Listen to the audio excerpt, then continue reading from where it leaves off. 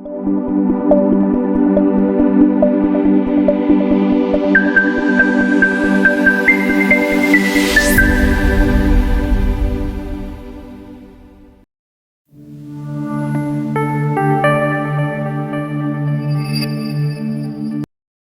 اللہ الرحمن الرحیم۔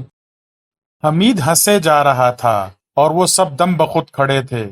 دردانہ کی نظر اپنے ماموں سردار قاہر کی طرف تھی اور وہ کسی قدر متحیر بھی دکھائی دیتی تھی۔ دفتن سردار قاہر نے حمید سے کہا، پرنس، ایسی بات تھی تو آپ کو ہمارے ساتھ بیٹھنا تھا۔ اوہو، تم سمجھے نہیں قاہر، پرنس دوسروں کو متحیر کر دینے میں بے حد لذت محسوس کرتے ہیں، اسے ان کی ہابی سمجھ لو۔ اچھا یہ بات ہے سمدھانی بھائی، سردار قاہر ہنسنے لگا اور حمید نے محسوس کیا جیسے دردانہ اسے پاگل سمجھ رہی ہو۔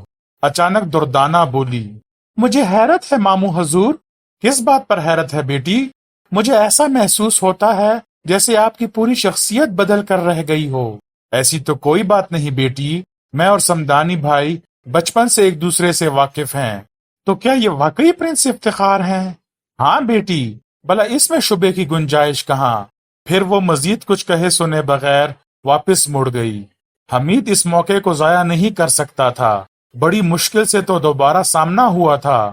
وہ اس کے پیچھے چل پڑا اور لان پر پہنچ کر ہی دردانہ کو معلوم ہو سکا کہ کوئی اس کے پیچھے آ رہا ہے۔ وہ رک کر مڑی اور پرتنفر لہجے میں بولی، تم کوئی بھی ہو، مجھے تم سے قطعی دلچسپی نہیں۔ کم از کم فرانس میں تو ایسا نہیں ہوتا، لڑکیاں اتنی بے مروتی سے پیش نہیں آتی۔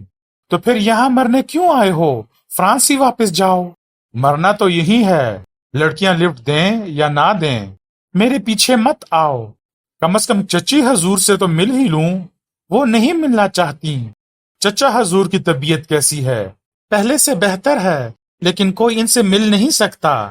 اچھا تو میری تصویر ہی ان تک پہنچا دو، کیوں؟ انہیں اطمینان ہو جائے کہ میں بھی بہت خوبصورت ہوں۔ تم؟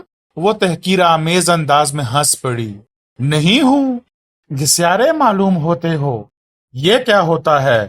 میں گھسیارے کے معنی نہیں جانتا، اپنی کسی مقامی گرل فرینڈ سے پوچھ لینا۔ بیبی کان، میں نے سادھوؤں کی سی زندگی گزاری ہے، میری کوئی گرل فرینڈ نہیں۔ حالانکہ تم صورت ہی سے بدماش لگتے ہو، تمہارے ہی پردادا میرے بھی تھے۔ Shut up! حمید کچھ کہنے ہی والا تھا کہ زیغم آتا دکھائی دیا۔ دردانہ مڑ کر اس کی طرف دیکھنے لگی، اس کے ہونٹوں پر شرارت آمیز مسکراہٹ تھی۔ زیغم حمید کو گھورتا چلا آ رہا تھا، قریب پہنچ کر دھاڑا، یہاں قیام کرنے کا مطلب یہ نہیں کہ تم جہاں چاہو آزادی سے گھومتے پھرو۔ میرے چچا حضور کا محل ہے، حمید نے سرد لہجے میں کہا۔ چلے جاؤ، وہ اس کے اقامتی حصے کی طرف ہاتھ اٹھا کر دھاڑا۔ موسیو زیغم، بدتمیزی نہیں، بس اتنا ہی کافی تھا۔ زیغم دوپہر کی ہضمیت کا بدلہ لینے کے لیے حمید پر جھپٹ پڑا۔ حمید پہلے ہی سے اس کے لیے تیار تھا، کنائی کاٹ کر اس کا وار خالی دیا اور پھر ایک داؤ جوڈو کا لگایا تو زیغم اچھل کر دور جا گرا۔ باری بھرکم آدمی تھا، اس لیے پھرتی سے نہ اٹھ سکا اور حمید دردانہ کی طرف مڑ کر بولا، یہ بہت بیوقوف ہے، اسے یہاں سے لے جاؤ ورنہ میرے ہاتھوں سے مارا جائے گا۔ میں تجھے پیس کر رکھ دوں گا، زیغم اٹھتا ہوا چیخا۔ سچ مچ اس بار جھپٹنے کا ایسا ہی انداز تھا جیسے مرنے مارنے کی ٹھان لی ہو۔ حمید پھرتی سے جھکا اور اسے اپنے پشت پر اٹھا کر پھر دور پھینک دیا۔ دردانہ کھڑی حیرت سے پلکیں چپکا رہی تھی۔ سورج ابھی ابھی غروب ہوا تھا، دھندلکھا پھیلنے لگا تھا، لیکن ابھی اتنی روشنی تھی کہ وہ دور سے بھی پہچانے جا سکتے۔ اس بار زیغم اٹھا تو خالی ہاتھ نہیں تھا، اس نے ریوالور نکال لیا تھا۔ ہانپتا ہوا بولا، اب تم زمین پر ناک رگڑو ورنہ گولی مار دوں گا۔ زیغم بھائی، یہ بزدلی ہے، دفتن دردانہ بولی۔ تم چپ رہو، اندر جاؤ۔ اتنے میں برآمدے میں سمدانی کی للکار سنائی دی، دیکھو قاہر، تمہارے لڑکے نے پرنس پر ریوالور تان رکھا ہے، یہ اتنا جھگڑالو کیوں ہے؟ اس کے بعد وہ دونوں جھپٹتے ہوئے لان پر پہنچے تھے۔ زیغم، تمہارا دماغ تو نہیں چل گیا؟ ریوالور ہوسٹر میں رکھ لو، قاہر نے کہا۔ آپ اندر جائیے، میں یہاں کے نظم و نسق کا ذمہ دار ہوں، زیغم کا جواب تھا۔ زیغم بیٹے، کاہر نے سہمی ہوئی آواز میں کہا، ماما مجھ سے ایسے لہجے میں گفتگو؟ تھپڑ رسید کیجیے مامو جان، یہ خود کو سمجھتے کیا ہیں؟ دفتن دردانہ بولی۔ شٹ اپ، زیغم دھاڑا، تم سب اندر جاؤ ورنہ اپنی بےزتی کے خود ذمہ دار ہوگے، چلے جاؤ۔ اس نے بڑے ڈراونے انداز میں اپنے ریوالور والے ہاتھ کو جنبش دی تھی۔ چلو چلو، سمدانی نے مغموم لہجے میں کہا، اس وقت اسی کا کہنا مانو، اس کی ذہنی حالت ٹھیک نہیں معلوم ہوتی۔ تم سے تو میں ابھی نپٹتا ہوں، زیغم نے سمدھانی کو دھمکی دی۔ بزرگوں کے منہ نہیں آیا کرتے بیٹے، معلوم نہیں تمہاری تربیت کیسی ہوئی ہے۔ چلو سمدھانی بھائی، کاہر نے کپ کپاتی ہوئی آواز میں کہا، مجھے اس سے خوف محسوس ہو رہا ہے۔ وہ سب زیغم کو وہیں چھوڑ کر اندر آ گئے تھے۔ دردانہ کاہر کو گھورے جا رہی تھی اور کاہر دونوں ہاتھوں سے سر تھامے بیٹھا فرش کو تک رہا تھا۔ شاید میں خواب دیکھ رہی ہوں، دردانہ بڑبڑائی۔ جاگتے میں؟ حمید نے پوچھا۔ نہیں، میں سچ کہہ رہی ہوں، مجھے ایسا لگتا ہے جیسے زمین اپنے محور سے ہٹ گئی ہو۔ یہ مامو جان ہیں، انہیں کیا ہو گیا ہے؟ یہ تو اس وقت زیغم بھائی کی کھال اتار دیتے۔ اللہ جب چاہتا ہے ہدایت دے دیتا ہے، سمدھانی نے کہا۔ ناممکن، مجھے یقین نہیں آتا، دردانہ اسے گھورتی ہوئی بولی۔ چند لمحے کچھ سوچتی رہی، پھر ہاتھ اٹھا کر کہا، تم بھی بالکل بدلے ہوئے نظر آتے ہو۔ جب میں نے تمہیں ٹرین میں دیکھا تو تم کچھ اور تھے۔ قبل اس کے کہ سمدانی کچھ کہتا، حمید باتھ روم کے بہانے وہاں سے نکل کھڑا ہوا۔ اسے پھر فریدی سے رابطہ قائم کرنا تھا۔ حالات گجلک ہو گئے تھے۔ سمدانی حد درجہ پراسرار ثابت ہوا، اس کی شخصیت ہی بدل کر رہ گئی تھی۔ حمید نے فریدی کو تازہ ترین حالات سے آگاہ کرتے ہوئے پوچھا کہ اب اسے کیا کرنا چاہیے۔ دونوں پر کڑی نظر رکھو، فریدی نے جواب دیا۔ یہ بھی معلوم کرنے کی کوشش کرو کہ ان دونوں کے درمیان اس گفتگو کا مقصد کیا تھا۔ تم یہ سوال براہ راست سمدانی سے بھی کر سکتے ہو۔ اوور۔ آخر یہ بھیڑیا کیا بلا ہے؟ حمید نے پوچھا۔ بے صبری اچھی چیز نہیں، جلد معلوم ہو جائے گا۔ Over and all. گفتگو ختم کر کے حمید پھر ڈرائنگ روم میں واپس آیا۔ سمدانی تنہا تھا۔ حمید کو دیکھ کر کھڑا ہو گیا اور مسکرا کر بولا، پرنس، چھپ کر ہماری گفتگو سننے کی ضرورت نہیں تھی۔ مجھے آپ کے ساتھ بھیجنے میں اقتدار الدولہ بہادر کی کچھ مصلحت اور بھی تھی۔ اگر کچھ حرج نہ ہو تو میں بھی اس کے بارے میں جاننا چاہوں گا۔ حمید نے کسی گنے بچے کی طرح منہ پھیلا لیا۔ سمدانی کچھ کہنے ہی والا تھا کہ دردانہ خان کمرے میں داخل ہوئی۔ اس کے چہرے پر پریشانی کے آثار تھے۔ آپ لوگ یہاں سے فوراً چلے جائیے، وہ ہانپتی ہوئی بولی۔ سمدانی اسے دیکھتے ہی کھڑا ہو گیا، لیکن حمید نہیں اٹھا تھا۔ اس نے سرد لہجے میں سوال کیا، کیوں؟ زیغم بھائی بے حد خطرناک آدمی ہیں۔ انہوں نے مامو حضور کو ایک کمرے میں بند کر دیا ہے اور اب آپ لوگوں کی فکر میں ہیں۔ آخر کیوں؟ سمدھانی بولا۔ میں نہیں جانتی، مجھے چچی حضور کے پاس لے چلو، حمید نے اس سے کہا۔ یہ بھی ناممکن ہے، تو پھر میں یہیں مر جاؤں گا۔ اقتدار و دولہ کا بیٹا اتنا بزدل نہیں ہو سکتا کہ میدان چھوڑ کر بھاگ جائے۔ اچھا تو پھر میرے ساتھ چلو۔ یہ ہو سکتا ہے، حمید نے سمدھانی کی طرف دیکھتے ہوئے کہا۔ آپ جائیے پرنس، میں یہی رہوں گا، اپنے دوست کاہر کو اس ظالم کے پنجے سے رہائی دلاؤں گا۔ اچھا اچھا، حمید سر ہلا کر بولا اور دردانہ کے ساتھ جانے کے لیے تیار ہو گیا۔ کچھ دیر بعد اس تبدیلی کی اطلاع بھی فریدی کو دینی پڑی تھی۔ دردانہ نے اسے عمارت کے ایک دور افتادہ حصے میں چھوڑا تھا اور کچھ دیر کے لیے غائب ہو گئی تھی۔ واپس آئی تو پہلے سے بھی زیادہ پریشان تھی۔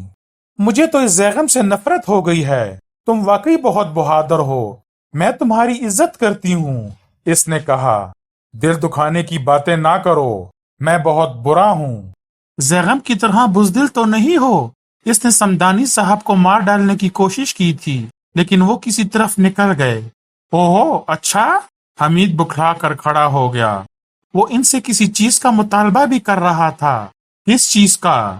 یہ تو میں نہیں جانتی۔ میں نے دونوں کی گفتگو سنی ضرور تھی، لیکن دونوں ہی مبہم انداز میں گفتگو کر رہے تھے۔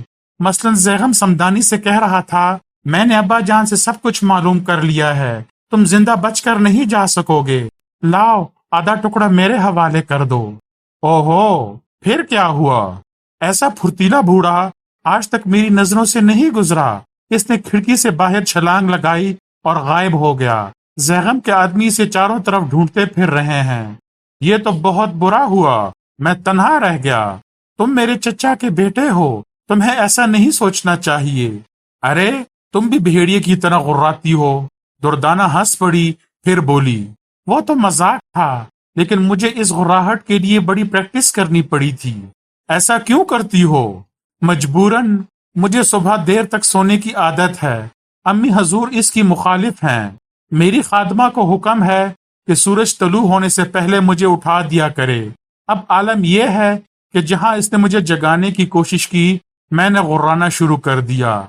बाग खड़ी होती है और अम्मी हजूर से कह देती है कि वो इनका हुक्म बजा लाई है। बहुत चालाक हो। हमीद इसकी आंखों में देखता हुआ मुस्कुराया। और मेरी खादमा ये समझती है कि इस गुर्राहट का ताल्लुक पुरानी बावली वाले भेड़िए से है। ये बावली वाला भेड़िया क्या मुसीबत है? लोगों का ख्याल है कि ये इसी भेड़िए का भूत है जो दादा हजूर की राइफल का निशाना बना था और तुम्हारे दादा ख्वाम बोर हो गए थे। सच कहती हूँ, मुझे इस कहानी पर बहुत हंसी आती है। हंसी क्यों आती है? आखिर ये लोग इतने अहमक क्यों हुआ करते हैं? इतनी सी बात पर इस हद तक नाचाकी। नहीं, इन्हें कुछ ना कहो। वो बहुत प्यारे और सच्चे लोग थे। खुलकर नफरत करते थे और पागलों की तरह एक दूसरे को चाहते थे। अब तो कुछ भी नहीं रहा, ना नफरत ना मोहब्बत। लोग मसलहतन एक दूसरे को बर्दाश्त करते हैं और जिंदगी भर अदाकारी करते रहते हैं। तुम बहुत गहरी बातें भी कर सकते हो, वो दिलावेज मुस्कुराहट के साथ बोली। मेरी समझ में नहीं आता कि मैं समझाने के लिए क्या करूं। हमीद ने गुफ्तगू का मौजू बदलने की कोशिश की।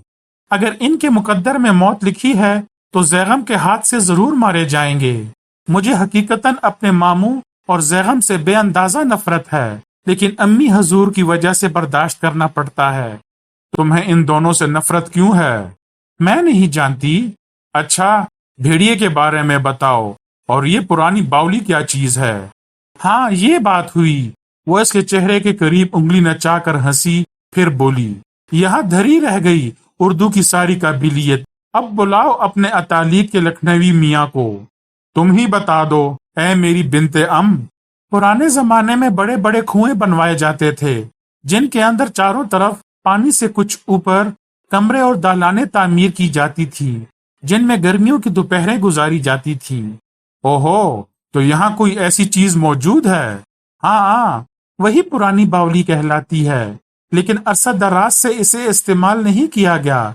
पहले ही से आसेब ज़दा थी। अब वहाँ किसी भेड़िए का भूत भी आ बसा है। वो कब से यहाँ आया है? गालिबन पिछले 3 साल से। क्या महल वालों पर इसने कभी हमला किया है? नहीं तो फिर वो इस भेड़िए का भूत कैसे हो सकता है? मैं नहीं जानती। किले के अवाम यही कहते हैं कि वो भूत है, और महल वाले इसकी तरदीद करते फिरते हैं ताकि लोगों का खौफ दूर हो सके। हमारे सिपाहियों ने कई बार इसका ताकुब करके इस पर गोलियां भी चलाई हैं, लेकिन वो अब भी जिंदा है। मैं इसको मारूंगा अपने 410 के खिलौने से। इसकी हंसी ना उड़ाओ, वो बहुत खौफनाक चीज है। अच्छा, अब मैं जा रही हूँ, यहाँ से निकलना नहीं, वरना तुम खुद ही किसी हादसे के जिम्मेदार होगे। नहीं निकलूंगा। वो चली गई और हमीद ने फिर ट्रांसमीटर निकाला, लेकिन इस बार फरीदी से राब्ता कायम ना हो सका। आधे घंटे तक थोड़े थोड़े वक्फे से वो इसे कॉल करता रहा, लेकिन नाकामी ही हुई। इसके बाद दुर्दाना फिर आ गई और इसे ये सिलसिला खत्म करना पड़ा। वो इसके लिए एक बड़े से नाश्तादान में खाना लाई थी। समदानी का पता चला? हमीद ने इससे पूछा। जैगम भी गायब हो गया है। तुम जल्दी से खाना खा लो, फिर मैं तुम्हें यहाँ से ले चलूंगी। ओहो, अब मैं चोरों की तरह जिंदगी बसर करूंगा। जो मैं कहूँ करते रहो, वरना अच्छा ना होगा। अच्छा अच्छा, क्या तुम नहीं खाओगी मेरे साथ? चलो, मैं भी खा लूंगी। जल्दी करो। खाने के दौरान में खामोशी रही। इसके बाद हमीद ने तंबाकू नोशी के लिए पाइप निकाला ही था कि वो बोल पड़ी। नहीं, यहाँ नहीं। तुम्हारी मर्जी, हमीद ने पाइप को जेब में डालते हुए कहा। वो दोनों अकबी दरवाजे से बाहर आए। बाहर गहरा अंधेरा था।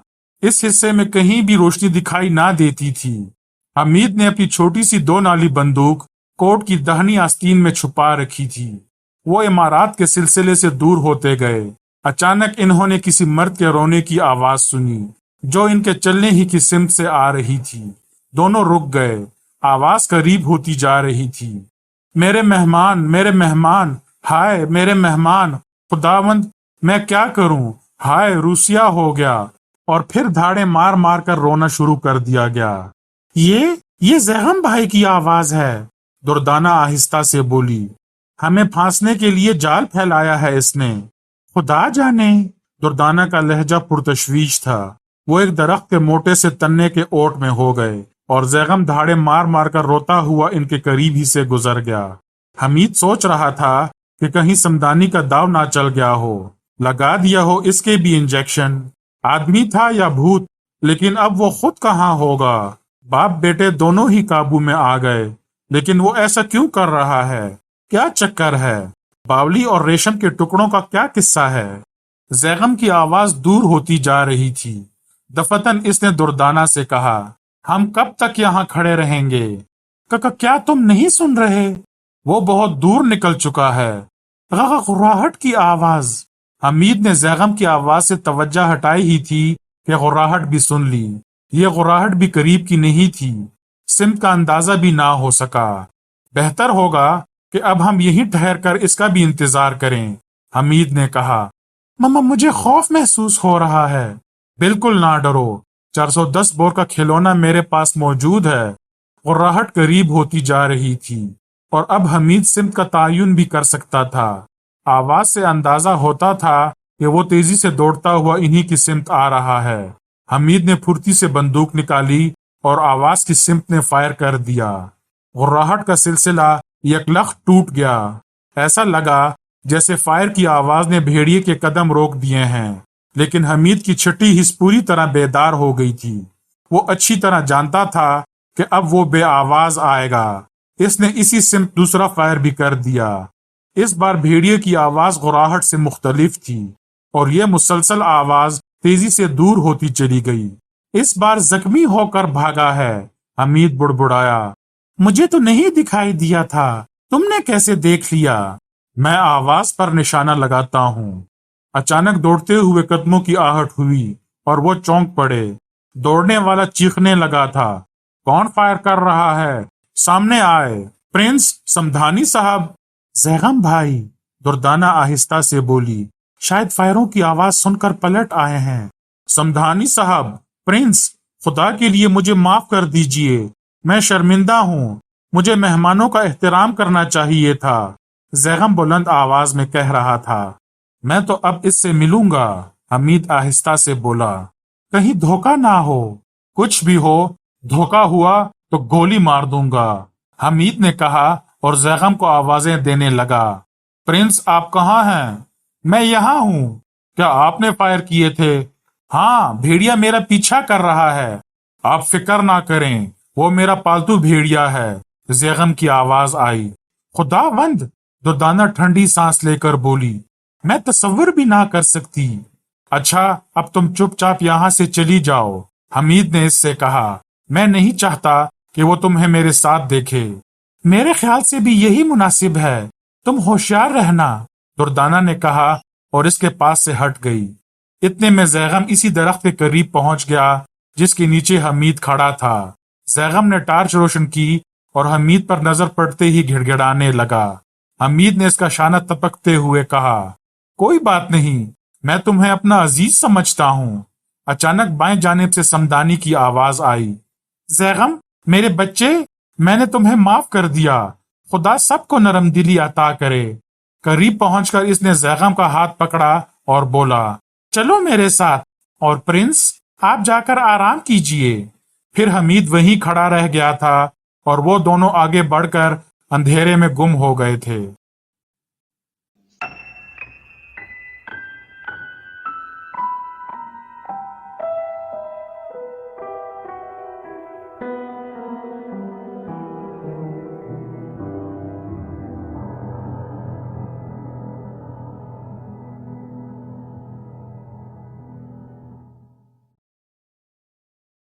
اگر کہانی اچھی لگی ہو اور آپ کو میرا کنٹینٹ پسند آ رہا ہو تو مہربانی فرما کر چینل کو سبسکرائب کیجیے اور آنے والے کہانی اور ناولوں سے لطف اندوز ہوتے رہیے گا۔